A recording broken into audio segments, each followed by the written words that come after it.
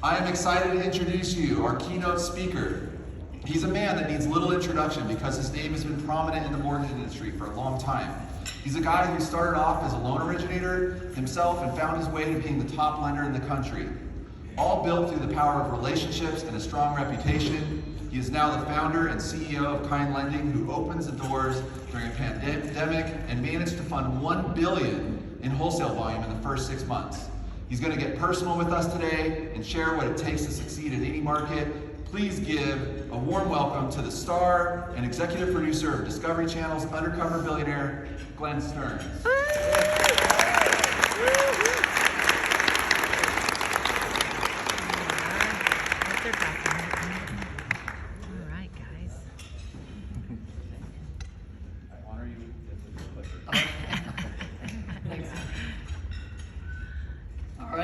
Where you want me? That sounds good. By the way, Ryan, we'll have the booze before and after yours, okay? So they can come drink and then go to yours right after. All right. How you doing? Good. How are you? All right. So we had some conversations in the back, and Glenn, I mean, just where you came from, Stearns, what you did with Kind, it's just amazing. Your history, your life. You're a wildly successful mortgage industry professional. Your success isn't credited to starting out with a golden spoon, but instead a response to your tenacious attitude and grit, plus the ability to leverage your relationships. Tell us the values of relationships, especially in your life and our mortgage industry. Sure. Well, first I'll take you back a little bit, okay? Because, I grew up in Maryland, and my dad was a printer. My mom cleaned homes, and we were pretty, had some humble beginnings, and they struggled with alcohol and drugs and stuff. And so when I kind of, my life and getting started was a little unique and different. I had failed 4th grade. I had a child when I was 14 in the 8th grade, and she's gonna be 43 next month, believe it or not. And so, kind of having this weird upbringing, and then realizing that surrounding myself with people that lifted me up, right? The balcony people, not the people that were the basement people, was my key to getting out of that same rut that a lot of people had, that I knew were in. And so, I wanted change. I wanted something different in my life. I didn't want to live the same life that everybody in my family was living. And so when I went to college. I was the first to go to college in my family. And when I got out, I realized that I wanted to do something different. I went to California and sat on this bench overlooking the Pacific Ocean, and for those that know Corona del Mar, and right up there on Ocean Boulevard. But I became inspired, and I'm like, man, I want this. Beautiful home, beautiful people and cars and everything. And so I saw a man in his yard, and he was kind of trimming the rose bushes, and I said, what did it take? I walked up to him, like, what did it take to get this house? Like, I know I can do it, And his first, he said, well, senor, I'm the gardener. So, but he said, the man, I believe the man's in real estate. And so I thought, wow, well, if I want to get into real estate, right, somewhere, somehow. And so that was my first step into getting into it. But I thought, how am I going to do this on my own? Because I had never, everything that had come that exceeded my expectations always came through mentorship and came through people I wanted to be like, and I wanted to grow. And so right when I started the business, there was 2 guys. Their name were Bedford and Whiting, and they had California Mortgage. I don't know if anybody can remember that. That was in the 80s. And but all I remember is they had a great reputation. Everywhere I went, all these other people had lots of they're gonna take your check if you quit. They're gonna, they won't pay you. All those kind of things I heard, but not Bedford and Whiting. Like, why are those guys different? Why do they stand out? And I ended up meeting them because that was my goal. I wanted to get to know them. And he told me, you gotta have integrity. You gotta surround yourself with good people. You have to do what's right. You have to be able to let these people believe in you. And so that's how I kind of decided I wanted to live my life in the business world, in the personal world. I just wanted to have where I could be proud, you know? And so that's kind of how I started the mortgage business, and I'm real proud of where we are. So with relationships, as you just said, in the mortgage industry, how does that can relate to the mortgage broker, especially in today's, what we're getting ready to head into, especially with helping build relationships again. A lot of the people in our industry haven't built relationships. It's been like kind of on the platter. So how do we move forward? Well, I give you, refis have always been easy pickings, right? When they're there, you want to run to them. I used to go and hit the real estate offices. That's all I did. Real estate offices. And I remember there was an office that there was a guy, Steve Stovall from Century 21, and I walked up to his offices after a big refi boom, and I went to go in, and he was standing at the door, and he held the door open. And he says, "We're now a closed office. I'm not allowing other loan officers into my shop anymore." And I'm standing at the door like, "You're kidding me, Steve? Like, I've been coming in here solid for years, right?" And he looked at me, and then he opens the door, and he goes, "No other loan officers come in except for you and this one lady, Vila Cavacho." And said, when it was refis, we're going crazy, everybody left us, but you and Vila were the only two that stayed, right? And so it's about the relationships, you know. The other day I was in my office, and I'm in with two people, and my office door opens, and these two cops come walking in, and without knocking anything, right? And everyone in the company that was there, they were all nervous, like, why are these cops just coming in, walking? And so the guys walk in, and I look at the guy, I'm like, "Rudy, how you doing?" Right? Now, Rudy Mayorga, all right, was one of 7 kids. I did loans for Rudy. I did loans for all 6 of his brothers. I did them for Maria Mayorga, his mom, and Vicente, his dad, and his grandfather. And in the late 80s, early 90s, they would come in, and he was an old farmer from down in Mexico, and he'd have these little, $20,000, $15,000 that he had lent people. And he would tell me, he paid me $92, Glenn. He paid me, and I would amortize for him. Had nothing to do with loans, right? It was about the relationship. And so, you can't, in this world, just hit it and run, right? You need to invest in the people. And so, I would sit with that whole family. They would be in my office, and all I'd be doing is amortizing $28 or whatever it was off of their grandfather's notes. And they've been to my wedding. I've been to for father's funeral. It's a relationship. You stay, right? And then when you do that, and it's real, it's genuine, it shows and it works. Yeah, I think you're right. Building relationships. Sometimes, as you said, we've gotten so far ahead and forgotten what a relationship is. You and I were talking earlier, and what we're talking about is your word and your integrity. And I think, you want to elaborate on that, because that was a great conversation. What built you and brought you is your integrity and your word, and people trust you in what you're doing. And I think that's where you come from, and that's exactly what you've done with your life. So it's so easy to forget, right? To say, did I told him I'd give him an extra $1,000 if he did this in a certain time, but I wonder if he remembers. Things like this. It's easy to kind of, maybe if I don't say anything, they won't remember. And but the reality is you remember, right? And you know. And so we have to live with ourselves. And so what I found is I could either silence that voice, or I can make it louder, right? So I personally decided I wanted it louder. I wanted to, You know, I wanted to make sure that there have been times when I knew I had said something that I followed through with it, right? And other people would say, like, you really didn't have to do that. I said, well, I told you.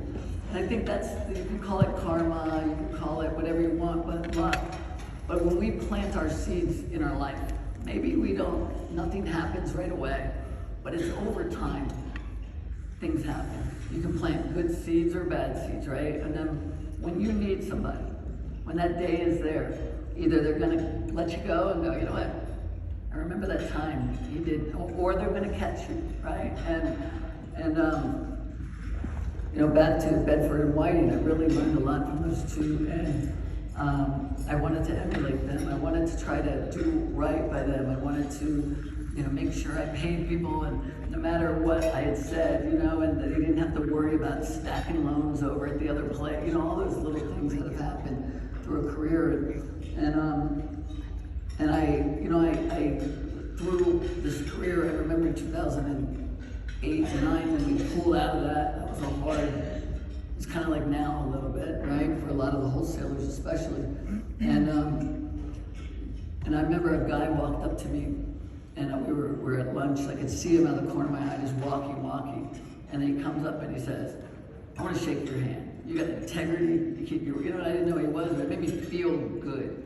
Because I'm proud of the reputation, like I said, you know, and it goes a long way because, you know, these relationships that we all have, whether it's, if you're a loan officer and then you get a team around you, whether you're a broker and you have, you know, your processors and your team of loan officers, an owner or whatever, you know, things that go right and things don't go right, right? And then it's like, what do? Okay? I have screwed up so many times, right? I mean, recently we transferred from the New American over to our own platform. We screwed up on our healthcare and other things, you know, and it's like, okay, what do you do? Stick your head in the sand? Or do you gotta call and say, hey, man, I'm sorry? And so, you know, I think that's the important things as we go, because we're gonna build these companies, we're gonna have these great times, and then there's gonna be times when they fall apart a little bit, right? And when that happens, again, it's, you know, I believe to be authentic along the way, right? It's, if you came and worked for us, I'm appreciative of your giving your part of your life into helping make our organization better. And if it doesn't work out and you leave, I treat you exactly the same way. I want to thank you for giving that time, because then when you go down the street sometimes, it's not always as green as it looks, right? And then people realize, you know what? You know, I'd like to come back, maybe, right? And it's not closing the door. It's not being, you know, it's just you have to be authentic and you have to be appreciative, you know? I think that's a big part of this business. It's so hard at times. It's easy at other times, but a lot of times it's very, very difficult. And that's when we want to be able to look out there and feel good about the people that, you know, we know, and the people that either work for us or they don't. I celebrate people that have gone on and built their own businesses, or have gone and worked for a competitor and doing well. Good for them. You know, they've got families. They're doing what's best and what they think is best for them. And so, that's kind of why we built Kind Lending, right? It was not built just to go out and make a bunch of money. I did that, right? I wanted to come back in because I hoped that I could make a little dent in the other side of the business, right? And having some fun again, and building something. I was so proud, I still am proud of Stearns Lending, right? What those guys did when we were together and what they're doing now, right? It's a wonderful company. And so, you know, when when I look back, I'm thinking, all right, I'm gonna take my last breath. You know, I want to be proud of the things I've done. And so, you know, when I left 7 years ago, I had a little health issue, some cancer, and so took on a partner and decided to get out. And when I was gone, I realized how much I really loved what I did. You know, what about the money? I don't need to be number one. I want to have a family. I want to have people that we can celebrate. And again, we're gonna fall sometimes, we're gonna celebrate other times. That's how life is, you know? And so I'm hoping as we continue this journey, you know, that I look back at being proud. Like, I already am proud, but you know, that we keep building upon it. And for people that are out there that we all work together no matter what, right? We should help elevate all of us. This is a small industry, no matter what. There's enough business to go around. I'm not a fan of trying to really, you know, go up against each other and kill each other. I'd rather help each other. I'll sit in the room with any other owner, and I know a lot of them, or with any other manager. It doesn't matter what, let's help. I'll give my advice, I'll help connect you with a builder or whatever, you know, it doesn't matter, you know, it's good karma. And I think what we've talked about is that your life's connections, and they've kind of built you from the bad to the good to, that's what keeps you going. And with those together, how do you take each one, whether it's bad or good, and build it and build on it and continue going? I think they call us the dinosaurs in the industry because we've been around. You know, a lot of you guys are very old, of course you've been there. Right. But you know, we've been through a lot of the goods, the bads, the worst of the market. You know, I started this business 17% interest rates. Yeah. You know, and how do we keep that fire in the belly, and how do you keep going? How do you keep going with that fire in the belly, and how has it kept you going from your experiences? Well, I think, you know, to answer the first part of your question, you know, at 14, I had a child. That day, I thought, was the day I found out. I mean, I thought was the worst day of my life. My life is ruined. I'm a kid, I'm scared, right? What turned out to be a wonderful baby girl, Charlene, changed my life, right? It became one of the best things. So what I found is in every single event, there's a lesson, a positive lesson that can come out of it, you know? And so in trying to, I can't change the past, I can't change what has happened. I can try to learn from it and grow. And so I was very lucky that was how my life began, is, you know, when I failed 4th grade, fourth grade, don't do that out there. Your kids do it at like kindergarten when they don't care, but 4th grade, you know you're a dummy at 4th grade, right? You know, shoot, I tell you. But when I learned I got 2 sets of friends. My old 4th grade friends, my new 4th grade friends, right? It worked out, you know?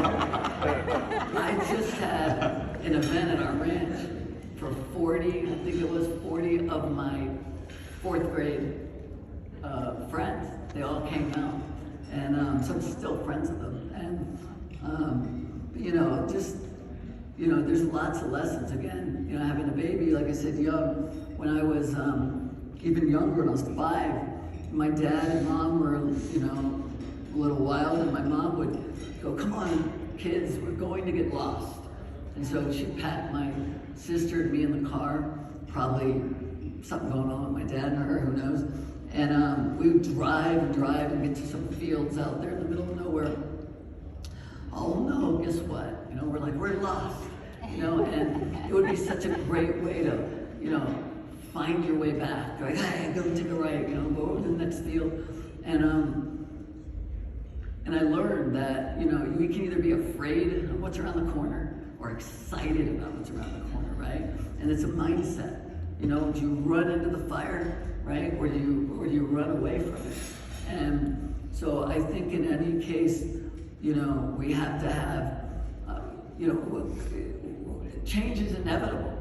So we might as well accept that we're gonna be changing anyway and embrace it, right? And look to the silver linings in everything that we do. And then I forgot the darn second part of your question, I'm sorry. How do you take in all that to move forward, to keep people motivated? Because there's so many people that just get out. They're, you know, in our industry, they're like, that's enough, and they don't have the motivation and the drive to continue. And you've just kind of had that drive and continued it and being kind and it's fun. It's fun to be around people and to say, let's charge up the hill together. You know, let's go and try to build this together. Like, it's, you know, what would you rather be doing? You know, I mean, it's really a wonderful, unless you don't like it. If you don't like it, then don't do it. Get out, right? But if you enjoy helping people, if you enjoy, in our case, what we do with home ownership, wow, right? Like that's amazing. And then internally in your own company, what we do to help motivate each other and to see each other grow, and that's fantastic as well. So it's a wonderful business to be in. Again, it sucks right now, especially if you're in wholesale, but in general, it's a wonderful business. When you look at, you can't look at one point in time, right? You got to look through a career and say, are you in something that you really love to do?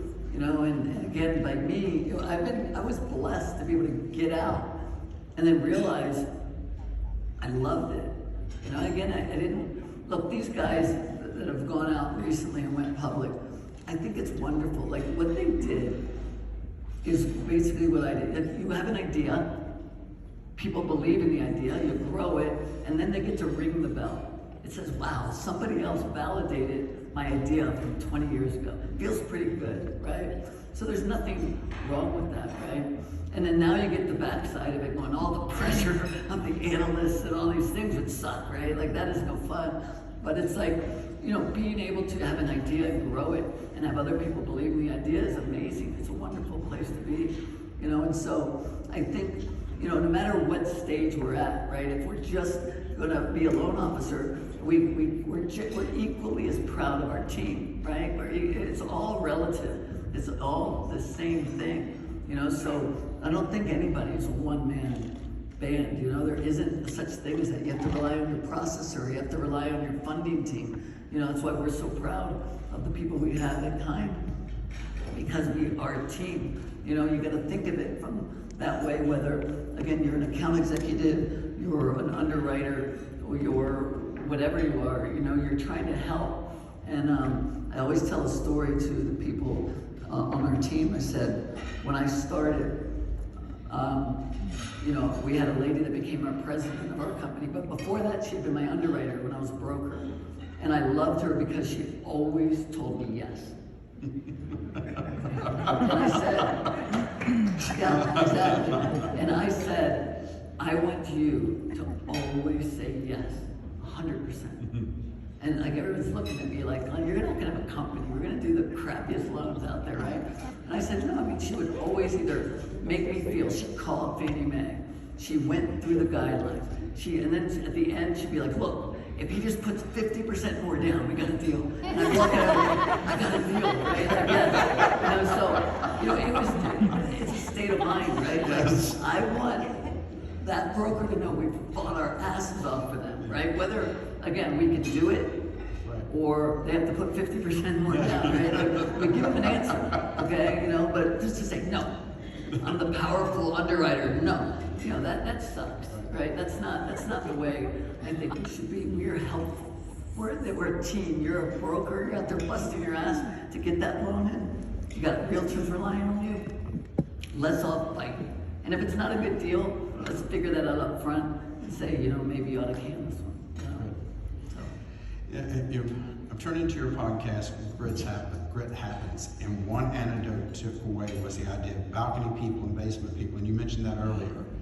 What do these phrases mean to you? What are the balcony and basement people in your own life? Well, we all know who they are in our lives. And every now and then we like to play with the basement people. It's fun, right? Let's go get effed up in Vegas, right? I mean, we know. We know, okay? But, and so it's not,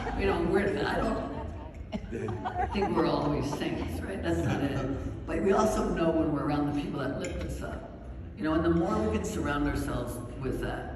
Again, every now and then I like to run to debauchery. It's fun, right? It's like, just blow some steam, right?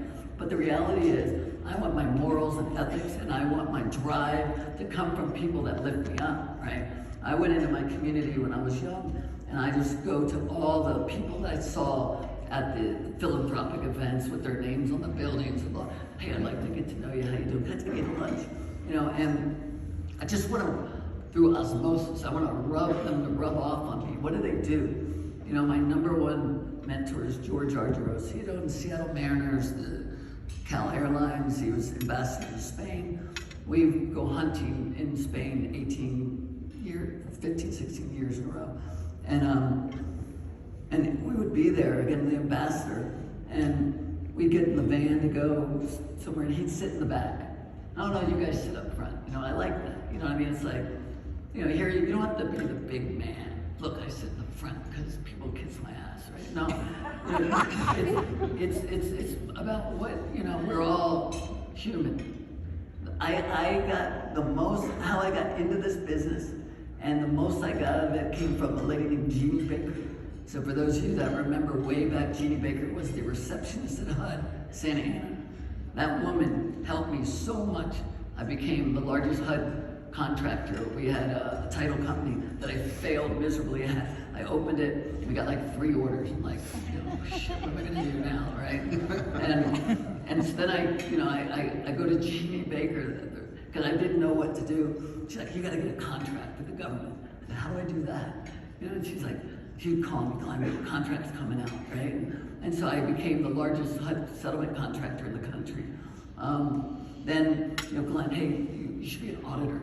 So I became the largest auditor for HUD in the country, you know? So, you know, just all through making sure every single person is treated equally. You don't have to sit in the front of the van. You know, it's hot in the back. Well, somebody has to do it, so why don't you do it? You know, why don't I do it? And I think that is how we build and continue our relationships, and that's how you've been so successful. Is by, as I call it, we have to be humble. We can be Right. proud but humble, and I think you're the epitome of that. You show that with everything you've done, and I think that is how you've lived your life, and that to me shows what. In I your business. absolutely am prepared to do anything, any job that is on the table. You know what I mean? I don't think there's one that we should say is beneath us. You know, period. You know, we all need to, I think, realize that just because you might have a little more money and drive a fancy car doesn't mean that you're better than anybody else. You know, as they say, you know, you're gonna probably meet them coming back down that ladder too. You know, so be nice. And to go a little bit into kind lending, you had a vision to come back. You're going to come back into, and kind of says it all to me what it is. And you founded a company with a new vision and a promise. Tell us about the new venture. Tell us about Kind. You know, what is it? So people focus. You're kind of different, and it's nice.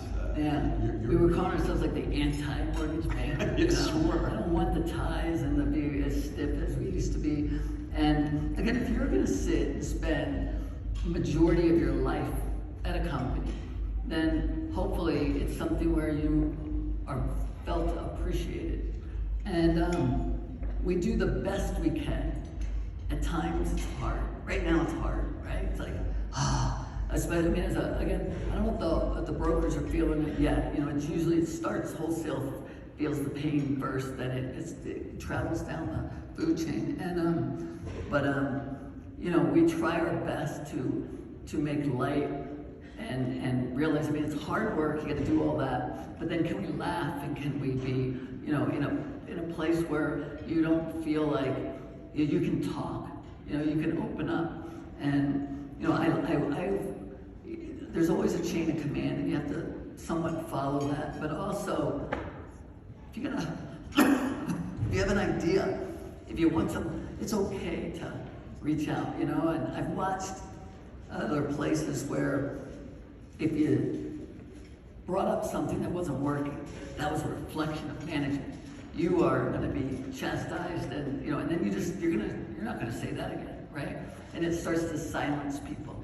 And when you get silenced, you stop growing, you know. And then you've got one person doing all the leading, and in our case, we call it servant leadership, right? I mean, we work for the people that are out there busting their butts every day. And so, you know, we're trying our best to figure out how we can all grow together and not just have one person lead. I was at our meeting the other day and I said, you know, I like to surround myself with no people. I said yes earlier to the underwriter, but I mean, in real life, I don't want to have my idea win all the time. I want it to be challenged all the time.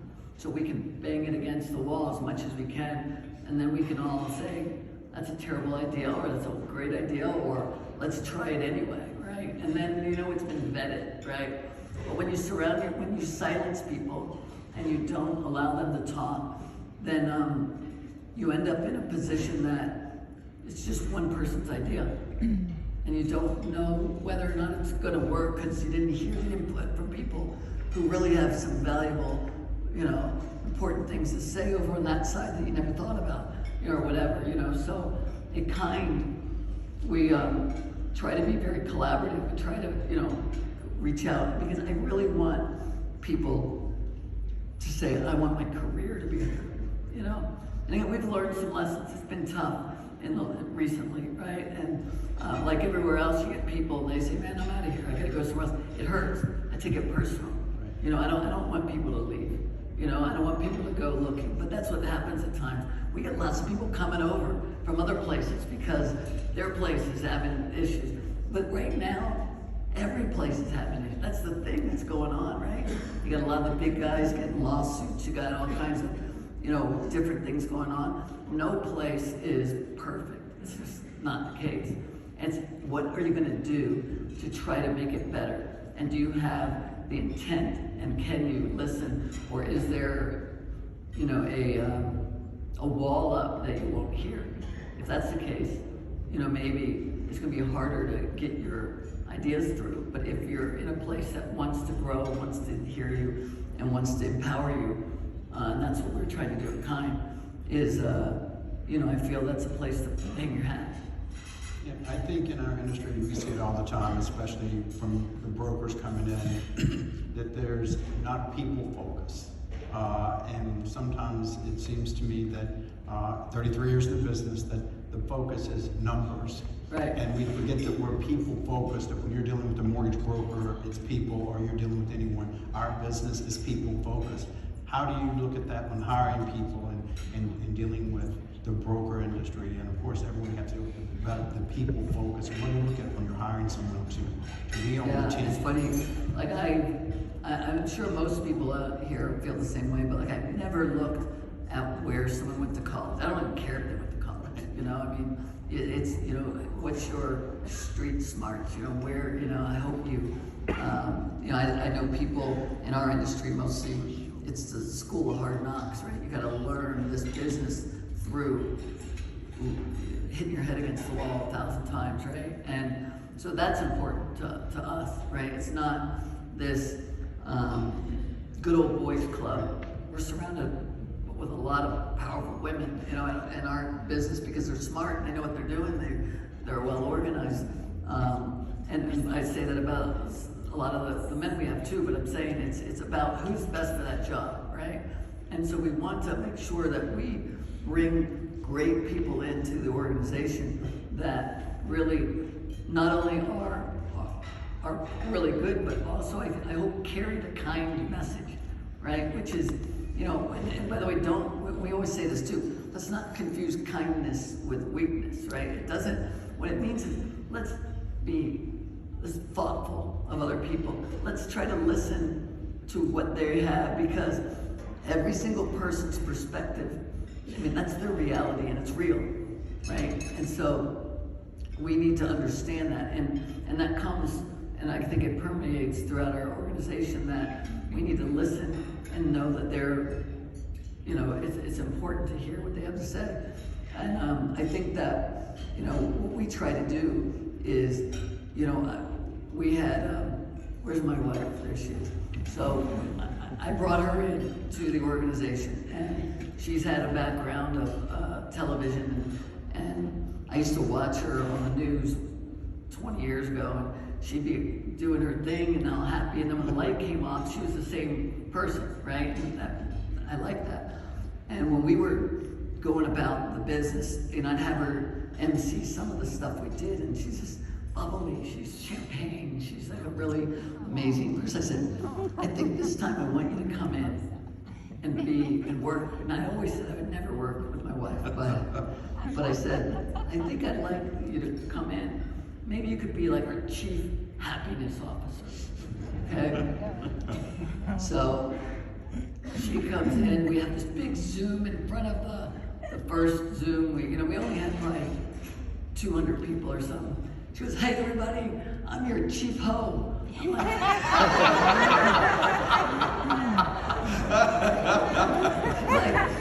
what? I'm sleeping with the boss. And,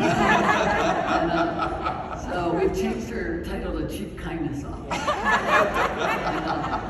But that's the whole point. Like, let's come on, man. It's too hard already. Let's have some fun. Let's make it light. We've gotten a little more HR, so it's harder to do this.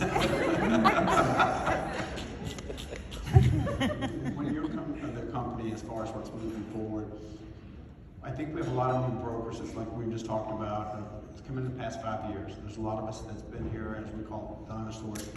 What advice would you give as far as them just moving forward in relationships, help the broker community, and how can Kind help with that in the company? The old farts? What about the young ones and the old ones, all of us, because I think people think we're different. We're not. We're not different. And I think that's sometimes a divide. They think we're different. You've got the young, well, with this, and you've got the old. I think we all have the same growth. What advice would you give going to the market? Okay, I think I got it. So, well, if you're young, yeah. I would team up with one of those old guys as quick as I could, right? They have been through the wars, they've been through the cycles, they've had the Bentley, they've sold the Bentley, they've had the Bentley, they've sold the Bentley. So you get with those guys, and maybe they'll tell you, stick with your Honda, right?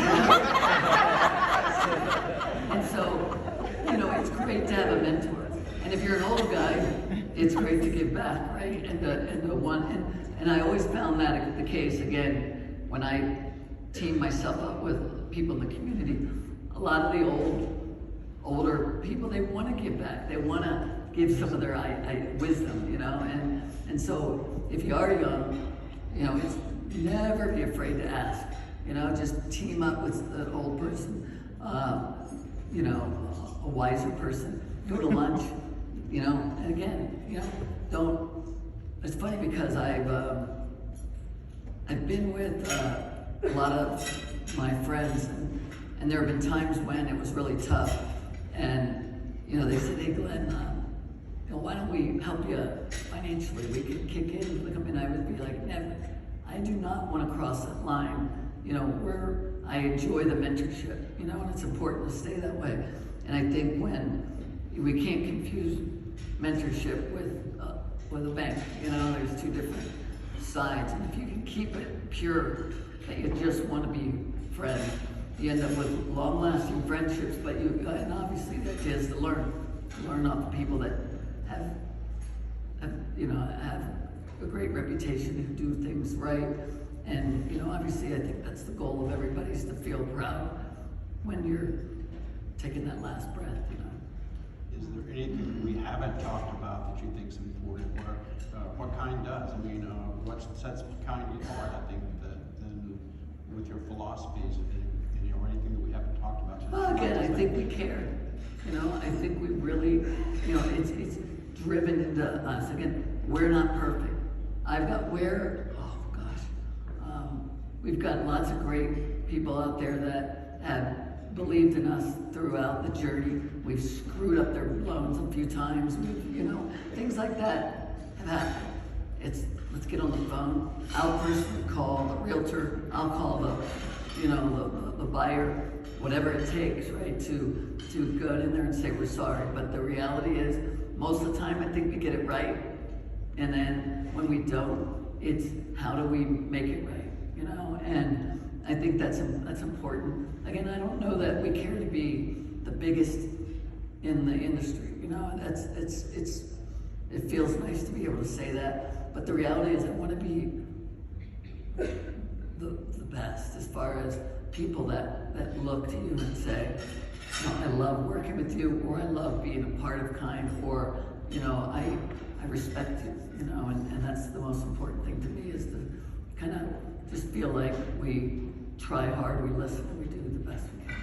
Yeah, I think what you said today is, in the end, is relationship building, remembering the people, being kind, and understanding relationships. That's what keeps me in the industry for 33 years, is is building relationships and making sure that you build on the bad and the good. You take the bad, as you said. I think what you've done has just been amazing. You know, I'll just say one more thing, you know, if you are new out there, you know, I think we all start saying, I need to figure out, like, who am I going to be? You know, I watched Wall Street. I'm going to be a killer. I'm going to go out there and take no prisoners, right? And, you know, you watch all these movies, or you think, what's going to be my legacy, right? And I think the answer is you need to be authentic, who you are.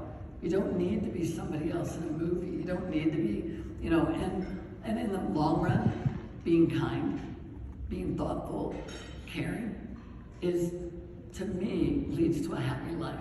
It's not about this money.